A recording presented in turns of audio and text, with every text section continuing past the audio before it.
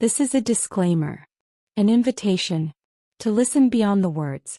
Dear listeners, as you step into this tale, remember, words like stars shine in their own way. A name may sound different, a rhythm may shift, but these are not flaws, only the breath of a story made alive.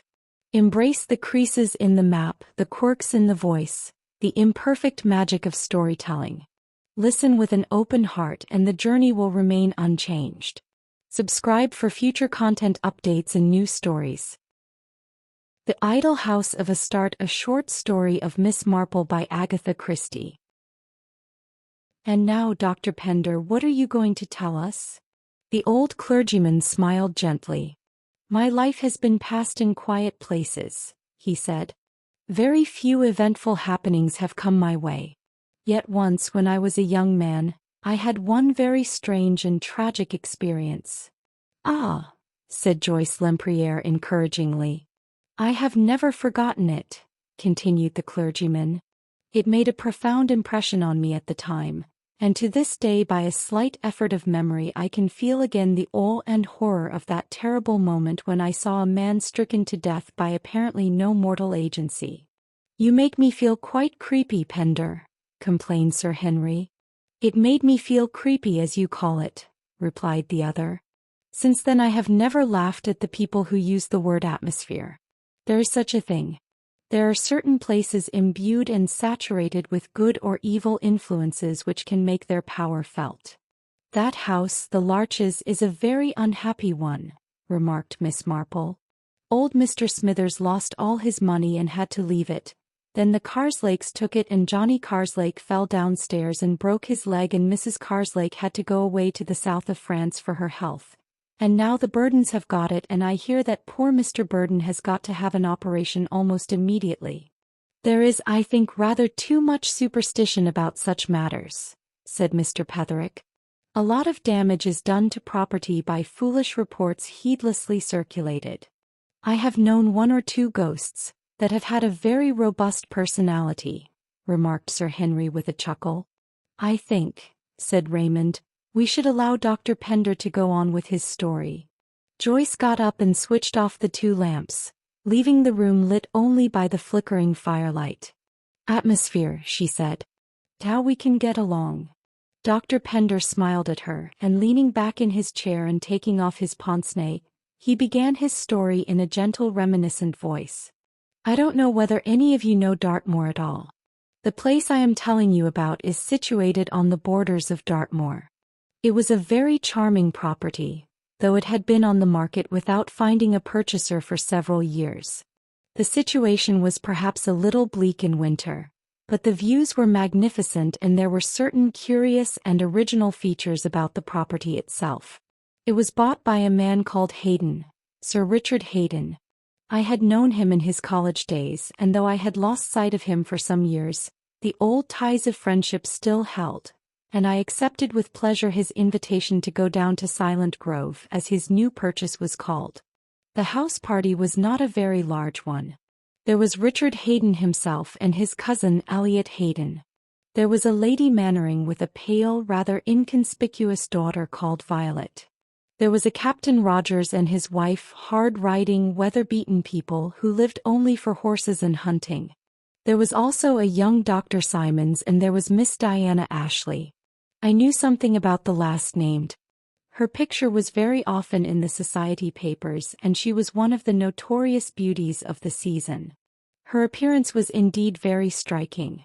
She was dark and tall, with a beautiful skin of an even tint of pale cream, and her half-closed dark eyes set slantways in her head gave her a curiously piquant oriental appearance. She had too a wonderful speaking voice, deep-toned and bell-like. I saw at once that my friend Richard Hayden was very much attracted by her, and I guessed that the whole party was merely arranged as a setting for her. Of her own feelings I was not so sure. She was capricious in her favors. One day talking to Richard and excluding everyone else from her notice, and another day she would favor his cousin, Elliot, and appear hardly to notice that such a person as Richard existed, and then again she would bestow the most bewitching smiles upon the quiet and retiring Dr. Simons. On the morning after my arrival, our host showed us all over the place. The house itself was unremarkable, a good solid house built of Devonshire granite. Built to withstand time and exposure. It was unromantic but very comfortable. From the windows of it one looked out over the panorama of the moor, vast rolling hills crowned with weather-beaten tors. On the slopes of the tor nearest to us were various hut circles, relics of the bygone days of the late Stone Age. On another hill was a barrow which had recently been excavated, and in which certain bronze implements had been found.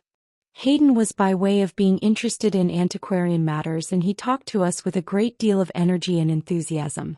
This particular spot, he explained, was particularly rich in relics of the past.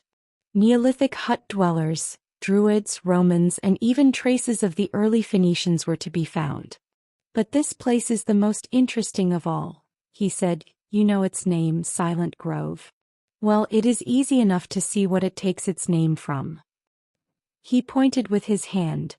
That particular part of the country was bare enough, rocks, heather and bracken, but about 100 yards from the house there was a densely planted grove of trees. That is a relic of very early days, said Hayden. The trees have died and been replanted, but on the whole it has been kept very much as it used to be, perhaps in the time of the Phoenician settlers. Come and look at it. We all followed him. As we entered the grove of trees, a curious oppression came over me. I think it was the silence. No birds seemed to nest in these trees. There was a feeling about it of desolation and horror. I saw Hayden looking at me with a curious smile. Any feeling about this place, Pender? He asked me. Antagonism now? Or uneasiness? I don't like it, I said quietly. You are within your rights. This was a stronghold of one of the ancient enemies of your faith. This is the Grove of Astarte. Astarte. Astarte or Ishtar or Ashtoreth or whatever you choose to call her. I prefer the Phoenician name of Astarte. There is, I believe, one known Grove of Astarte in this country, in the north on the wall. I have no evidence, but I like to believe that we have a true and authentic Grove of Astarte here. Here, within this dense circle of trees, sacred rites were performed. Sacred rites, murmured Diana Ashley. Her eyes had a dreamy faraway look. What were they, I wonder? Not very reputable by all accounts, said Captain Rogers with a loud unmeaning laugh. Rather hot stuff, I imagine. Hayden paid no attention to him. In the center of the grove there should be a temple, he said. I can't run to temples, but I have indulged in a little fancy of my own. We had at that moment stepped out into a little clearing in the center of the trees. In the middle of it was something not unlike a summer house made of stone. Diana Ashley looked inquiringly at Hayden. I call it the Idol House, he said. It is the Idol House of Astarte. He led the way up to it. Inside, on a rude ebony pillar, there reposed a curious little image representing a woman with crescent horns, seated on a lion. Astarte of the Phoenicians, said Hayden, the goddess of the moon. The goddess of the moon, cried Diana. Oh, do let us have a wild orgy. Tonight. Fancy dress. And we will come out here in the moonlight and celebrate the rites of Astarte. I made a sudden movement and Elliot Hayden, Richard's cousin, turned quickly to me. You don't like all this, do you, Padre? He said. No, I said gravely. I don't. He looked at me curiously. But it is only tomfoolery. Dick can't know that this really is a sacred grove. It is just a fancy of his. He likes to play with the idea. And anyway, if it were. Well, he laughed uncomfortably. You don't believe in that sort of thing, do you? You a parson. I am not sure that as a parson I ought not to believe in it. But that sort of thing is all finished and done with. I am not so sure, I said musingly. I only know this. I am not as a rule a sensitive man to atmosphere, but ever since I entered this grove of trees I have felt a curious impression and sense of evil and menace all round me. He glanced uneasily over his shoulder. Yes, he said, it is queer somehow. I know what you mean, but I suppose it is only our imagination makes us feel like that. What do you say, Simons? The doctor was silent a minute or two before he replied. Then he said quietly, I don't like it. I can't tell you why. But somehow or other I don't like it. At that moment Violet Mannering came across to me. I hate this place, she cried. I hate it. Do let's get out of it. We moved away and the others followed us. Only Diana Ashley lingered. I turned my head over my shoulder and saw her standing in front of the idol house gazing earnestly at the image within it. The day was an unusually hot and beautiful one, and Diana Ashley's suggestion of a fancy dress party that evening was received with general favor. The usual laughing and whispering and frenzied secret sewing took place, and when we all made our appearance for dinner there were the usual outcries of merriment. Rogers and his wife were Neolithic hut dwellers, explaining the sudden lack of hearth rugs. Richard Haydn called himself a Phoenician sailor, and his cousin was a brigand chief. Dr. Simons was a chef, Lady Mannering was a hospital nurse, and her daughter was a Circassian slave. I myself was arrayed somewhat too warmly as a monk. Diana Ashley came down last and was somewhat of a disappointment to all of us, being wrapped in a shapeless black domino. The unknown, she declared airily. That is what I am. Now for goodness sake let's go in to dinner. After dinner we went outside. It was a lovely night, warm and soft, and the moon was rising. We wandered about and chatted and the time passed quickly enough. It must have been an hour later when we realized that Diana Ashley was not with us. Surely she has not gone to bed, said Richard Haydn. Violet Mannering shook her head. Oh no, she said. I saw her going off in that direction about a quarter of an hour ago. She pointed as she spoke towards the grove of trees that showed black and shadowy in the moonlight. I wonder what she is up to, said Richard Haydn. Some devilment, I swear. Let's go and see. We all trooped off together, somewhat curious as to what Miss Ashley had been up to. Yet I, for one, felt a curious reluctance to enter that dark, foreboding belt of trees. Something stronger than myself seemed to be holding me back and urging me not to enter. I felt more definitely convinced than ever of the essential evilness of the spot. I think that some of the others experienced the same sensations that I did, though they would have been loath to admit it. The trees were so closely planted that the moonlight could not penetrate. There were a dozen soft sounds all round us, whisperings and sighings. The feeling was eerie in the extreme, and by common consent we all kept close together. Suddenly we came out into the open clearing in the middle of the grove and stood rooted to the spot in amazement, for there, on the threshold of the idol house, stood a shimmering figure wrapped tightly round in diaphanous gauze and with two crescent horns rising from the dark masses of her hair. "My God!" said Richard Haydn, and the sweat sprang out on his brow. But Violet Mannering was sharper. "Why, it's Diana!" she exclaimed. "What has she done to herself? Oh, she looks quite different somehow." The figure in the doorway raised her hands. She took a step forward and chanted in a high, sweet voice. "I am the priestess of Astarte," she crooned. "Beware how you approach me, for I hold death in my hand." "Don't do it, dear," protested Lady Mannering. "You give us the creeps, you really do." Haydn sprang forward towards her. "My God, Diana," he cried. "You are wonderful."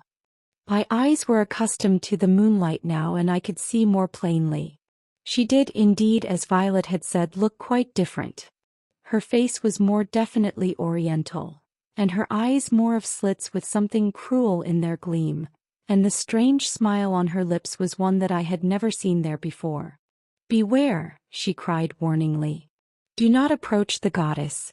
If anyone lays a hand on me it is death." "You are wonderful, Diana," cried Haydn, "but do stop it. Somehow or other I don't like it." He was moving towards her across the grass and she flung out a hand towards him. "Stop," she cried. "One step nearer and I will smite you with the magic of Astarte."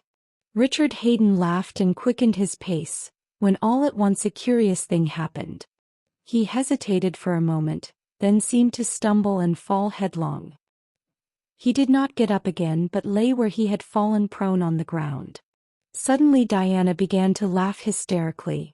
It was a strange, horrible sound, breaking the silence of the glade. With an oath, Elliot sprang forward. "I can't stand this," he cried.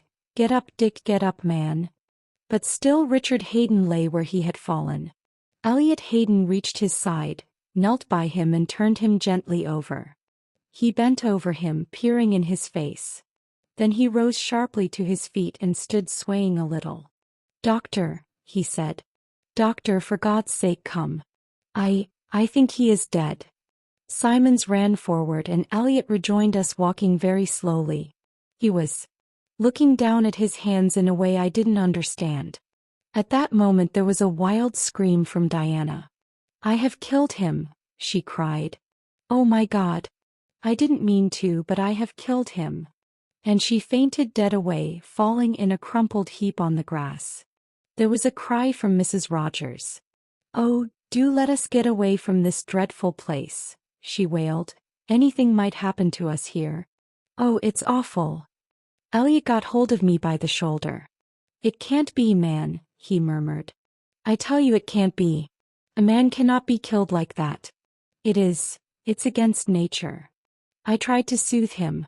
"There is some explanation," I said. "Your cousin must have had some unsuspected weakness of the heart. The shock and excitement." He interrupted me.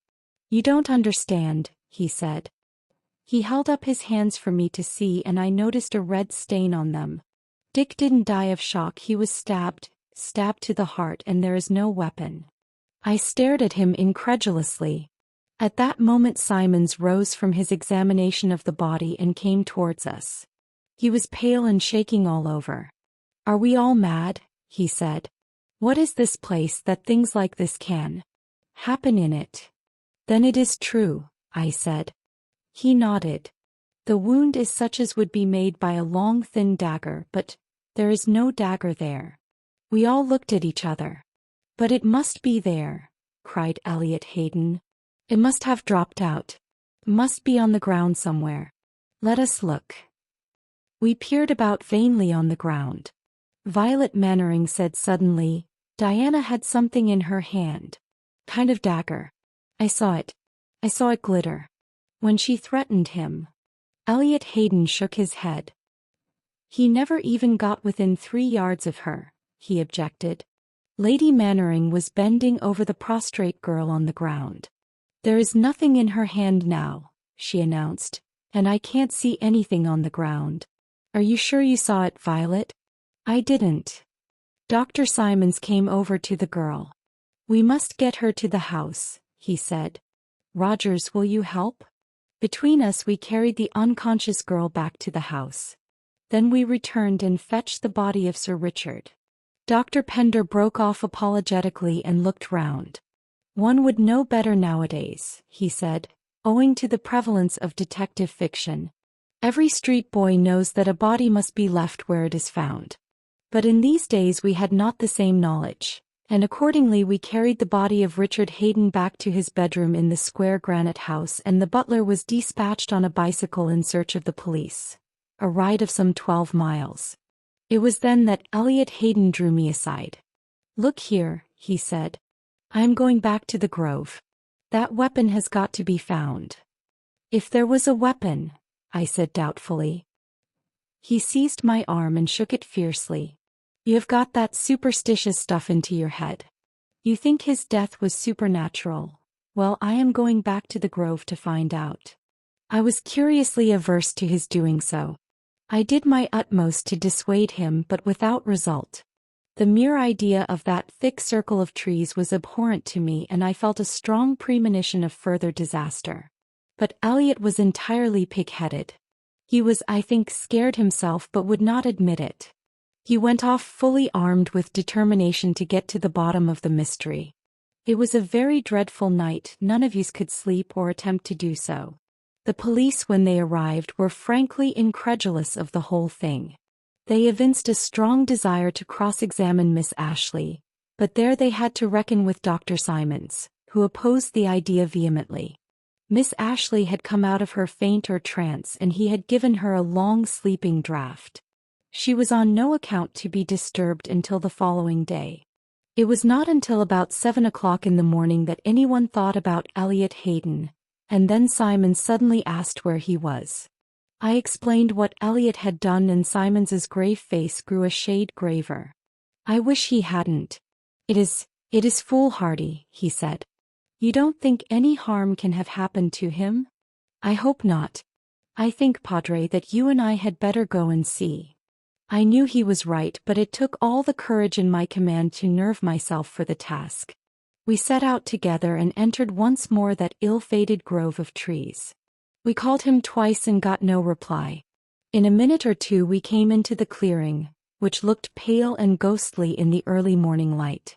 Simons clutched my arm and I uttered a muttered exclamation. Last night when we had seen it in the moonlight there had been the body of a man lying face downwards on the grass.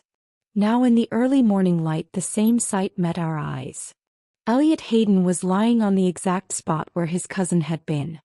"By God," said Simons. "It has got him too." We ran together over the grass. Elliot Hayden was unconscious but breathing feebly, and this time there was no doubt of what had caused the tragedy. A long thin bronze weapon remained in the wound. "Got him through the shoulder, not through the heart." "That is lucky," commented the doctor. "On my soul I don't know what to think. At any rate he is not dead and he will be able to tell us what happened." But that was just what Elliot Hayden was not able to do. His description was vague in the extreme. He had hunted about vainly for the dagger and at last, giving up the search, had taken up a stand near the Idol House. It was then that he became increasingly certain that someone was watching him from the belt of trees. He fought against this impression but was not able to shake it off. He described a cold, strange wind that began to blow. It seemed to come not from the trees but from the interior of the Idol House. He turned round, peering inside it. He saw the small figure of the goddess and he felt he was under an optical delusion. The figure seemed to grow larger and larger.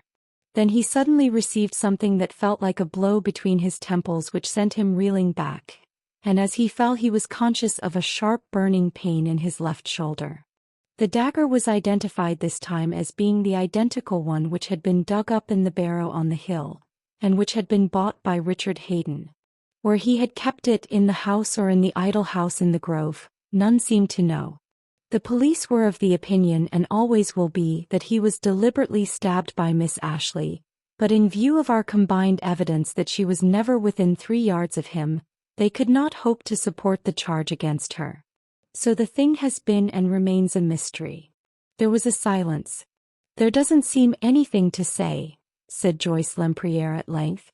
"It is all so horrible and uncanny. Have you no explanation for yourself, Dr. Pender?" The old man nodded. "Yes," he said. "I have an explanation, a kind of explanation that is. Rather a curious one, but to my mind it still leaves certain factors unaccounted for."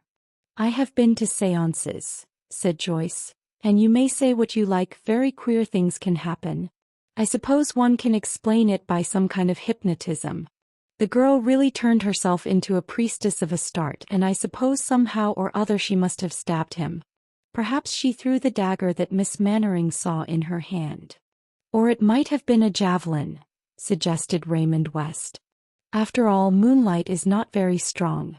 She might have had a kind of spear in her hand and stabbed him at a distance, and then I suppose mass hypnotism comes into account. I mean, you were all prepared to see him stricken down by supernatural means, and so you saw it like that. I have seen many wonderful things done with weapons and knives at music halls," said Sir Henry. "I suppose it is possible that a man could have been concealed in the belt of trees, and that he might from there have thrown a knife or a dagger with sufficient accuracy, agreeing of course that he was a professional. I admit that that seems rather far-fetched, but it seems the only really feasible theory. You remember that the other man was distinctly under the impression that there was someone in the grove of trees watching him. As to Miss Mannering saying that Miss Ashley had a dagger in her hand and the others saying she hadn't, that doesn't surprise me. If you had had my experience, you would know that 5 persons' account of the same thing will differ so widely as to be almost incredible. Mr. Petherick coughed. But in all these theories we seem to be overlooking one essential fact, he remarked. What became of the weapon? Miss Ashley could hardly get rid of a javelin standing as she was in the middle of an open space. And if a hidden murderer had thrown a dagger, then the dagger would still have been in the wound when the man was turned over. We must, I think, discard all far-fetched theories and confine ourselves to sober fact. And where does sober fact lead us? Well, one thing seems quite clear. No one was near the man when he was stricken down, so the only person who could have stabbed him was he himself. Suicide, in fact. But why on earth should he wish to commit suicide? Asked Raymond West incredulously. The lawyer coughed again. Ah, that is a question of theory once more, he said. At the moment I am not concerned with theories. It seems to me, excluding the supernatural in which I do not for one moment believe, that that was the only way things could have happened. He stabbed himself, and as he fell his arms flew out, wrenching the dagger from the wound and flinging it far into the zone of the trees. That is, I think, although somewhat unlikely, a possible happening. I don't like to say I am sure, said Miss Marple. It all perplexes me very much indeed. But curious things do happen. At Lady Sharpley's garden party last year, the man who was arranging the clock golf tripped over one of the numbers. Quite unconscious he was, and didn't come round for about 5 minutes. Yes, dear aunt, said Raymond gently, but he wasn't stabbed, was he? Of course not, dear, said Miss Marple. That is what I am telling you. Of course there is only one way that poor Sir Richard could have been stabbed, but I do wish I knew what caused him to stumble in the first place. Of course it might have been a tree root. He would be looking at the girl, of course, and when it is moonlight one does trip over things. You say that there is only one way that Sir Richard could have been stabbed, Miss Marple, said the clergyman, looking at her curiously. It is very sad and I don't like to think of it. He was a right-handed man, was he not? I mean, to stab himself in the left shoulder he must have been. I was always so sorry for poor Jack Baines in the war. He shot himself in the foot, you remember, after very severe fighting at Arras. He told me about it when I went to see him in hospital, and very ashamed of it he was. I don't expect this poor man, Elliot Haydon, profited much by his wicked crime. Elliot Haydon, cried Raymond. You think he did it? I don't see how anyone else could have done it, said Miss Marple, opening her eyes in gentle surprise. I mean, if, as Mr. Petherick so wisely says, one looks at the facts and disregards all that atmosphere of heathen goddesses, which I don't think is very nice. He went up to him first and turned him over, and of course to do that he would have to have had his back to them all, and being dressed as a brigand chief he would be sure to have a weapon of some kind in his belt. I remember dancing with a man dressed as a brigand chief when I was a young girl. He had 5 kinds of knives and daggers, and I can't tell you how awkward and uncomfortable it was for his partner. All eyes were turned towards Dr. Pender. I knew the truth, said he, 5 years after that tragedy occurred. It came in the shape of a letter written to me by Elliot Haydon. He said in it that he fancied that I had always suspected him. He said it was a sudden temptation. He too loved Diana Ashley, but he was only a poor struggling barrister. With Richard out of the way and inheriting his title and estates, he saw a wonderful prospect opening up before him. The dagger had jerked out of his belt as he knelt down by his cousin, and almost before he had time to think he drove it in and returned it to his belt again. He stabbed himself later in order to divert suspicion. He wrote to me on the eve of starting on an expedition to the South Pole in case, as he said, he should never come back. I do not think that he meant to come back, and I know that, as Miss Marple has said, his crime profited him nothing. For 5 years, he wrote, I have lived in hell. I hope at least that I may expiate my crime by dying honorably. There was a pause. And he did die honorably, said Sir Henry. You have changed the names in your story, Dr. Pender, but I think I recognize the man you mean. As I said, went on the old clergyman, I do not think that explanation quite covers the facts. I still think there was an evil influence in that grove, an influence that directed Elliot Hayden's action. Even to this day I can never think without a shudder of the Idol House of Astarte. Dear listener, we close the pages on another tale, a journey through words, imagination, and emotion. Here at the Falls Audiobook, where stories flow like a river's current, carrying you to distant worlds and uncharted depths, we thank you for joining us. As always, we invite you to linger a little longer. Subscribe to our channel to discover more stories waiting to be heard, each a cascade of voices, ideas, and artistry. And remember, every great story begins with a single word. Perhaps the next one will begin with you. Until our voices meet again, may your days be filled with quiet moments, rich pages, and the soothing sound of a story well told. This is the Falls Audiobook signing off.